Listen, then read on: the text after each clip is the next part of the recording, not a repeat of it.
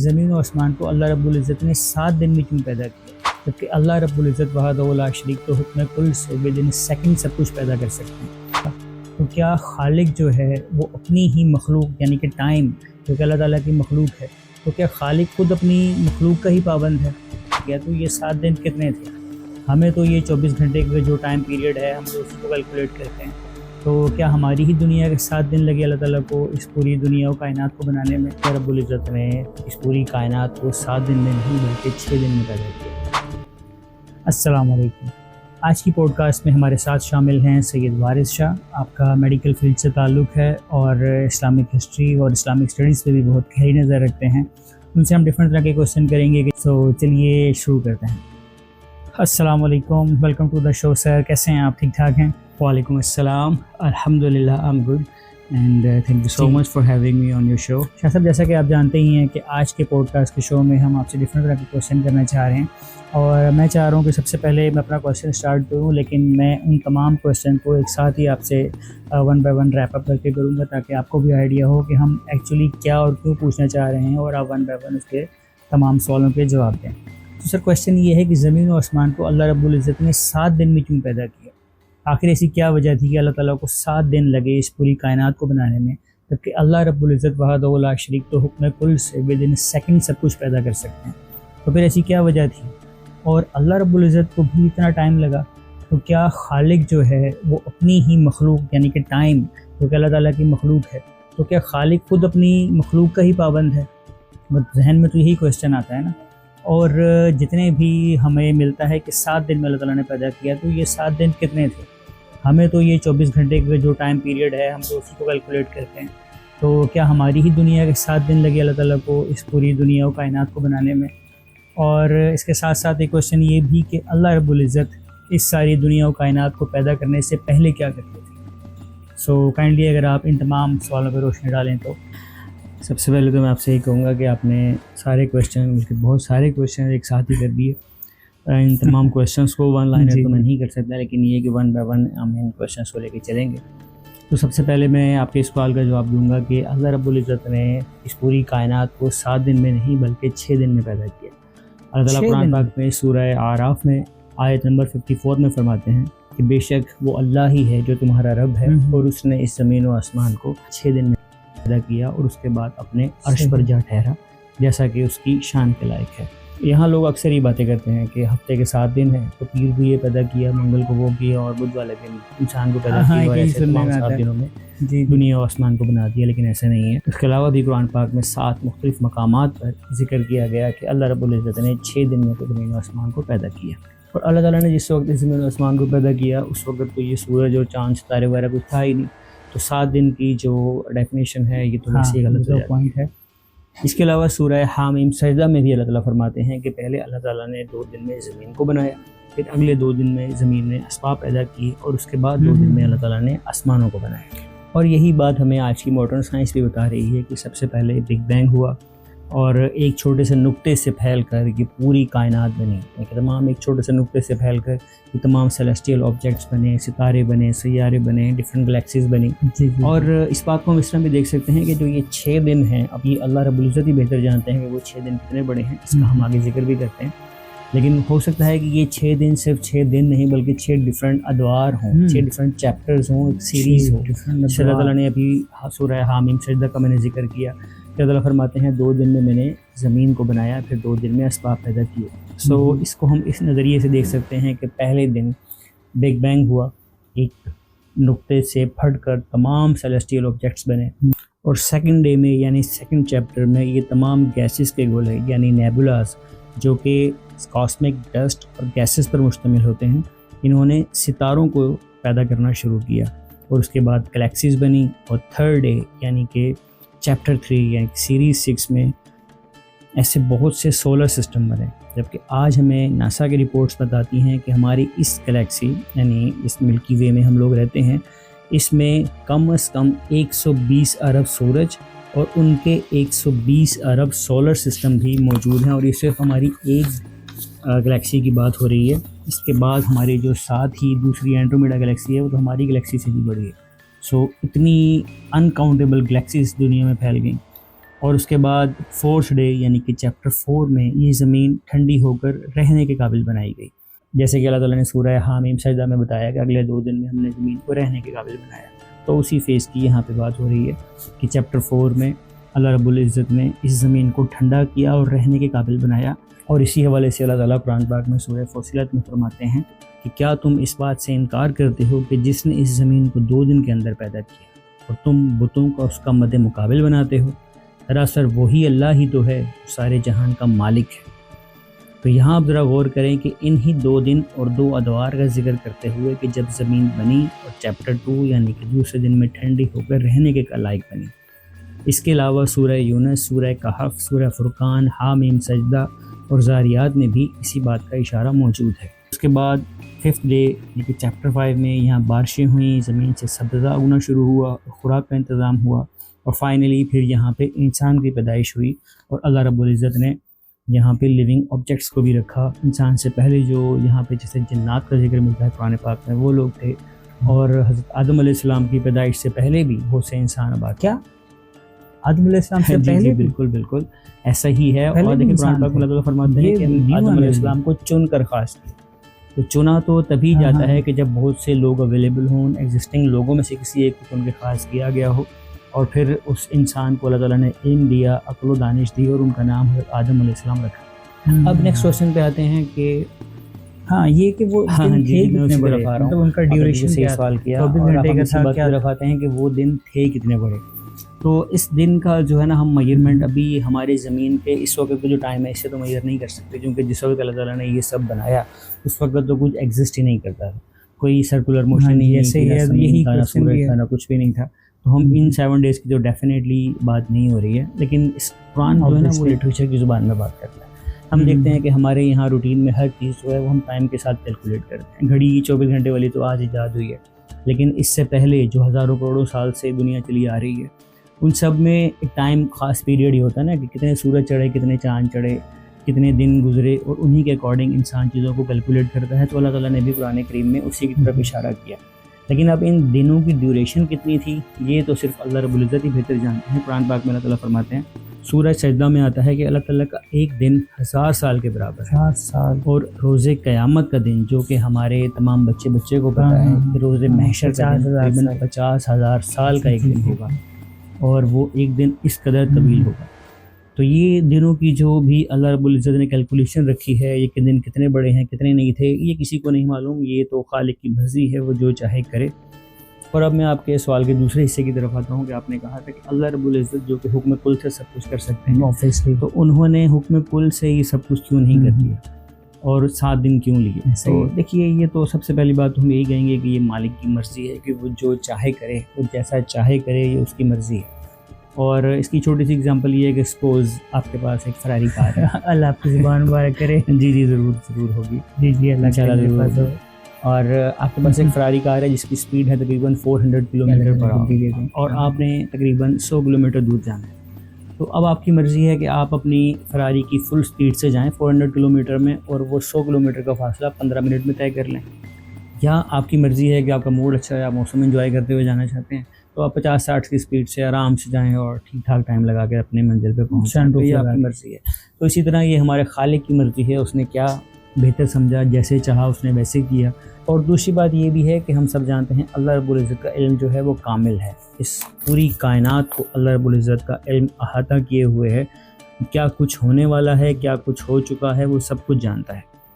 اللہ رب العزت کو معلوم تھا کہ انہوں نے ایک انسان کو بنانا ہے جو کہ اشرف المخلوقات ہوگی اور فائنل اور بہترین پروڈکٹ ہوگی، جس کے بارے میں اللہ تعالیٰ فرماتے ہیں لقد خلقنا الانسان فی احسن تقویم۔ تو انسان کو اللہ تعالیٰ نے بہترین پروڈکٹ بنایا ہے، اور اس انسان کو اللہ تعالیٰ نے کیا کیا چیلنجز دینے ہیں، کیا کیا آزمائشیں اس انسان کے لیے اس دنیا میں رکھنی ہیں، وہ سب اللہ رب العزت کو پہلے سے پتہ تھی اور ان کے پلان میں شامل تھی۔ اور دیکھیے، اس دنیا کو بھی اللہ تعالیٰ نے اسباب کے ساتھ جوڑا ہے، اور ان اسباب کے ساتھ جوڑتے ہوئے وہ تمام فزیکل رولز جو ہم آج جانتے ہیں اور ماڈرن سائنس ہمیں مزید ڈرائیو کر کے بتا رہی ہے، وہ سب اللہ تعالیٰ نے پہلے سے ہی اپنے اس پلان میں شامل کیے ہوئے تھے۔ اور ہم چونکہ اسی کائنات میں رہتے ہیں تو اللہ تعالیٰ نے اس کائنات کے مطابق ہی تمام رولز کو اپلائی کیا۔ اور اس بات سے ایک لیسن یہ بھی نکلتا ہے حضرت انسان کے لیے کہ بھائی شارٹ کٹ وارٹ کٹ کچھ نہیں ہوتا، ہر چیز کا ایک پراپر پروسیس ہوتا ہے، اس کو کریں اور انشاءاللہ کامیابی آپ کے قدم چومے گی۔ اور اللہ رب العزت نے بھی اس پوری کائنات کو ایک پراپر پروسیس کے تھرو بنایا ہے۔ یقیناً وہ ایک حکم کل سے سب کچھ پیدا کر سکتے ہیں، لیکن اللہ رب العزت نے جیسے ہر چیز کو اسٹیپ بائی اسٹیپ لے کے چلے ہیں، وہی سیم رول انسان کی زندگی میں بھی اپلائی ہوتا ہے کہ ہم نے ہر کام کو ایک پروسیجر کے تھرو ہی کرنا ہے۔ حضور نبی کریم صلی اللہ علیہ وسلم اس دنیا و کائنات میں آنے سے پہلے بھی نبی تھے، لیکن اللہ رب العزت نے دنیا میں آپ کو پیدا فرمایا، آپ کا کریکٹر اسٹیبلش کیا، اور اس کے بعد جب آپ 40 سال کی عمر کو پہنچے تو آپ کو ظاہری طور پہ نبوت کے اعلان کا حکم ہو اور آپ کو ظاہری طور پہ نبوت دی، تو سارا کچھ ایک پراپر پروسیس کے تھرو ہوا۔ تو یہی سب کچھ اللہ رب العزت کا ہمیشہ سے ڈیوائن پلان ہے کہ جو کچھ بھی ہوتا ہے وہ پراپر پروسیجر سے ہوتا ہے، لیکن اللہ رب العزت ہر جگہ بتاتا ہے، بار بار فرماتا ہے ان اللہ علی کل شیء قدیر، کہ میں ہر شے پر قادر ہوں۔ تو اللہ رب العزت کی ہر شے پر قدرت کو ہمیں دل سے ایکسیپٹ کرنا چاہیے اور اس پہ ہمارا اندھا لیکن یہاں کوشچن یہ ہے کہ کیا اللہ رب العزت نے اتنا جو ٹائم لگا وہ تو ٹھیک ہے، لیکن کیا یہ اللہ رب العزت خود اپنی مخلوق کا پابند ہے؟ نعوذ باللہ میں ایک کوشچن ہے یہ آپ سے، تو کیا وہ ٹائم اتنا کیوں لیا؟ کیا وجہ کیا تھی اس کے پیچھے؟ نہیں ایسا بالکل نہیں ہے، یہ بات تو ہمیں سوچنی بھی نہیں چاہیے۔ تو کوشچن تو پھر بھی ٹائم کیا، پوری کائنات ہر چیز اللہ رب العزت کی ہی بنائی ہوئی ہے، اور میرے خیال میں تو یہ سوچنا بھی گناہ ہے کہ ہم یہ سوچیں کہ کوئی خالق خود اپنی ہی بنائی ہوئی مخلوق کا پابند ہو سکتا ہے، ایسا نہیں ہے۔ اور یہ ٹائم بھی ہماری اس 3 ڈائمینشنل ورلڈ میں ہی ایگزسٹ کرتا ہے۔ ابھی ہم اپنے آنے والے پوڈ کاسٹ میں بھی ڈفرینٹ ڈائمینشنز یہ بڑا انٹرسٹنگ ہے جی آپ سے شیئر کریں گے، مجھے بھی بڑا 3 ڈائمینشن ورلڈ جس میں ہم رہتے ہیں، اس کے علاوہ 4 ڈائمینشنز کیا ہوتی ہے، 5th ڈائمینشن کیا ہے، 6th اینڈ 7th کیا ہے، اور 6th اینڈ 7th ڈائمینشن میں جا کر تو انسان خود ہی وقت کی کیسے آزاد ہو جاتا ہے، یعنی کہ ایک انسان جو کہ اس وقت میں اس ڈائمینشن میں پھنسا ہوا ہے یہ آزاد ہو جائے گا۔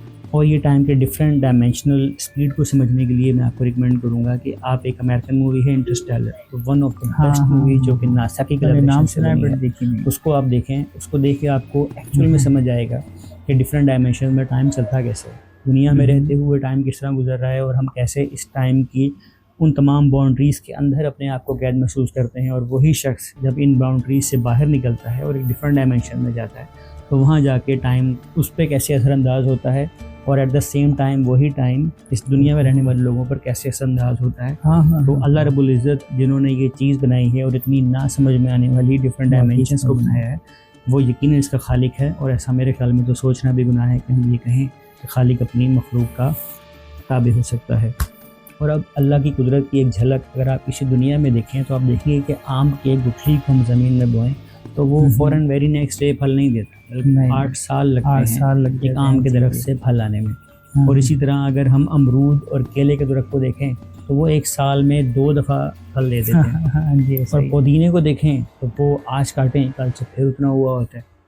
اور اسی طرح انسان کا بچہ آپ دیکھیں 9 مہینے میں پیدا ہوتا ہے، جبکہ ہاتھی کا بچہ 22 مہینے لیتا ہے، 22 مہینے۔ اچھا۔ اور اسی دنیا میں ہم دیکھ سکتے ہیں ٹیلیسکوپ سے، آج ہم دیکھ رہے ہیں کہ بیکٹیریا اینڈ وائرسز جو ہیں وہ سیکنڈز میں ملٹیپلائی سے بڑھ جاتے ہیں۔ ابھی کرونا آیا تھا پورے دنیا کو، تو یہ تو ہمارے خالق اور مالک کی بنانے والے کی اپنی مرضی ہے کہ وہ کس طرح سے چیزوں کو کیلکولیٹ کرتا ہے اور کس طرح سے ان کو بنا کے ہمارے سامنے پریزنٹ کرتا ہے۔ اور یہاں میں آپ کو ایک بات بتاؤں کہ اللہ تعالیٰ نے ان تمام چیزوں کو حکم کل سے ہی پیدا کیا ہے، اپنے ہاتھوں سے پیدا نہیں کیا، حکم دیا اور وہ چیزیں پروسیس ہونا اسٹارٹ ہوئی۔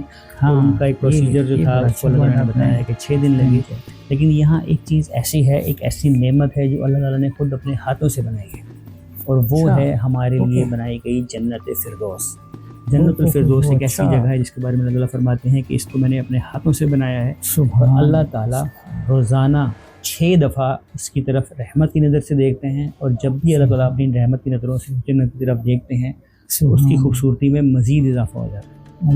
اور سرکار کل عالمین صلی اللہ تعالیٰ علیہ وسلم فرماتے ہیں کہ جب بھی تم لوگ اللہ سے جنت مانگو تو جنت الفردوس کی دعا مانگو، کیونکہ وہ سب سے بہترین جنت ہے جو اللہ تعالیٰ نے انسانوں کے لیے بنائی ہے۔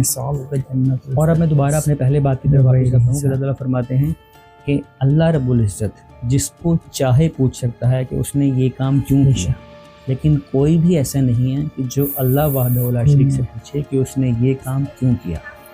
سو اس کا صرف ایک ہی جواب ہے کہ this universe is the will of God. مختلف مذاہب اور ان کی اسٹڈیز میں آپ سے شیئر کرتا ہوں جس سے ہم اس بات کو سمجھ سکتے ہیں کہ اللہ تعالیٰ نے کیسے اس دنیا کائنات کو بنایا اور 6 دن میں ہی بنایا.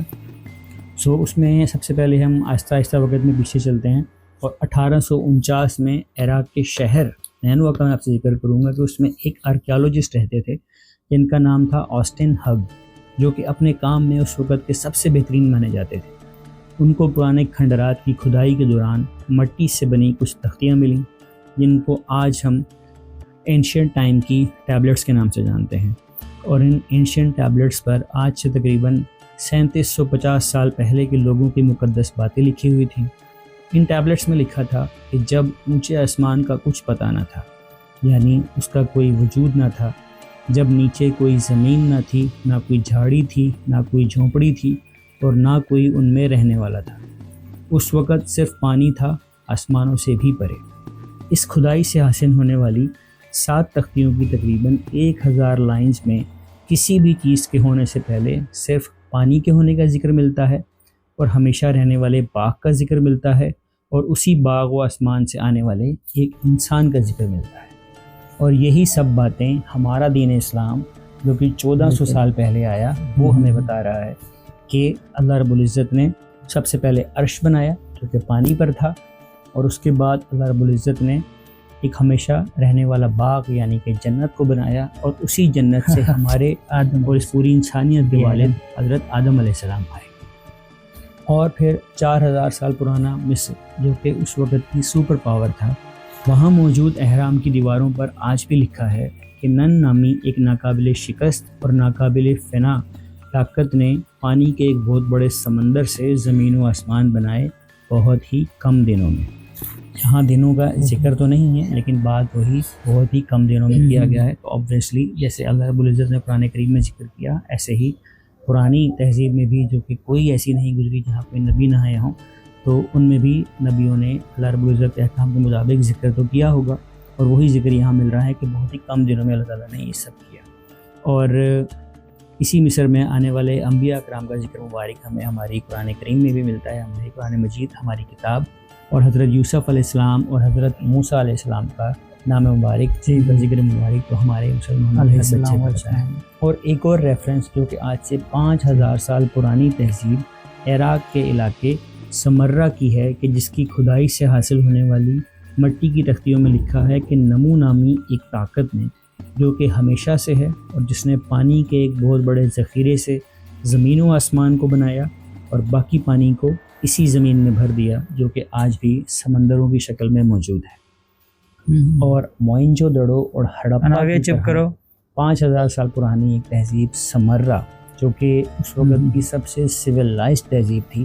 اور ان سمرہ کے رہنے والے سمیرینز کے بارے میں ذکر کروں گا کہ آج کے اس ماڈرن دور میں بھی تقریباً 100 سے زائد چیزیں ایسی ہیں جو کہ سمیرینز نے سب سے پہلے ایجاد کی ہیں، سب سے پہلے انہوں نے استعمال کرنا شروع کیا اور آج کی ماڈرن فارم ہم لوگ یوز کر رہے ہیں. اس میں سب سے پہلے تو یہ گھڑی ہے جو کہ سب سے پہلے سمیرینز نے یوز کرنا شروع کی، اور جو آپاشی کا نظام ہے وہ بھی سب سے پہلے سمیرینز نے ہی انٹروڈیوس کیا. میتھمیٹیکل جیومیٹری کا جو استعمال ہے وہ بھی سب سے پہلے اس نے ہی کیا تھا. اور 900 سال پرانی یونانی تہذیب کو اگر ہم دیکھیں تو وہ بھی ایک کالے بڑے سمندر اوقیانوس سے زمین و آسمان کی تخلیق کی باتیں کرتے ہیں. اسی طرح 1200 سال قبل مسیح میں چائنیز میتھولوجی کا ذکر جو کہ ایک ایسے خدا کا ذکر کرتے ہیں کہ جس نے پانیوں کو آسمان سے اتارا اور علیحدہ کر کے پوری دنیا میں پھیلا دیا، اور اس نے پہاڑوں کو اپنی اپنی جگہ رکھا، اور یہ سب اس نے اپنی بے پناہ طاقت سے نہیں کیا بلکہ اپنے کہے ہوئے الفاظ سے کیا. اور ان الفاظ کے بارے میں ہمیں ہمارا دین ہمارا قرآن بتاتا ہے، اور وہ الفاظ ہیں کن پایا. سبحان اللہ. اور دیکھیے بات یہ ہے کہ 14 ارب سال یہ تو ہم جانتے ہیں جو کہ ہمیں آج کی ماڈرن سائنس بتا رہی ہے. اور اس بارے میں آپ سے میں ذکر کروں کہ امام تیمیہ رحمۃ اللہ تعالیٰ علیہ فرماتے ہیں کہ اللہ رب العزت ہماری اس آسمان اور اس دنیا اور کائنات کو بلانے سے پہلے بھی بہت زیادہ مصروف تھے اور انہوں نے اس سے پہلے بھی بہت سی کائناتیں بنائی، بہت سی زمینیں اور بہت سے آسمان بنائے. جی جی جی اور اس کے بارے میں حضرت امام جعفر صادق رضی اللہ تعالیٰ عنہ بھی بیان کرتے ہیں کہ ایسی باتیں عام لوگوں کے سامنے نہیں رکھنی چاہیے، کیونکہ وہ لوگ ان باتوں کو نہیں سمجھ سکتے. اس دنیا و کائنات کو بنانے سے پہلے بھی اللہ تعالیٰ نے بہت سی کائناتیں بنائیں اور ان کائناتوں کو فنا کیا اور ان میں رہنے والے لوگوں کا حساب و کتاب بھی کیا. اور وہ سب ہمارے عام انسان کے علم میں بھی نہیں ہے اور ہمیں اس کے بارے میں سوچنا بھی نہیں چاہیے، کیونکہ اللہ رب العزت وحدہ لا شریک تو ازل سے ہے، ہمیشہ سے. اور یہ ہمیشہ جو ہم بتا رہے ہیں یہ بھی ہمیشہ کا ورڈ بھی اللہ تعالیٰ نے ہی ہمیں سجھایا، ورنہ وہ تو ہمیشہ سے ہی ہے، ازل سے ہی ہے اور ہمیشہ ازل تک رہے گا. اور اب یہ اس کی شان کا ایک بہت بڑا نمونہ ہے کہ ہم جو انسان ہیں ہمیں بھی اللہ تعالیٰ نے ہمیشہ کے لیے بنایا. اس دنیا میں آئے ہیں، اس دنیا میں آنے سے پہلے عالم ارواح میں تھے، اب عالم برزخ میں جائیں گے، پھر قیامت کے دن اٹھیں گے، پھر اپنے اعمال کے حساب سے جنت کے دوزخ میں جائیں گے. اور جو لوگ جنت میں جائیں گے اللہ رب العزت ہمیں ان میں شامل فرمائے، وہ ہمیشہ وہاں رہیں گے. اور جو لوگ نعوذ باللہ اللہ تعالیٰ معاف فرمائے دوزخ میں جائیں گے، اللہم لا تجعلنا منہم، وہ ہمیشہ دوزخ میں رہیں گے. ہمیں بھی اللہ تعالیٰ نے لافانی بنا دیا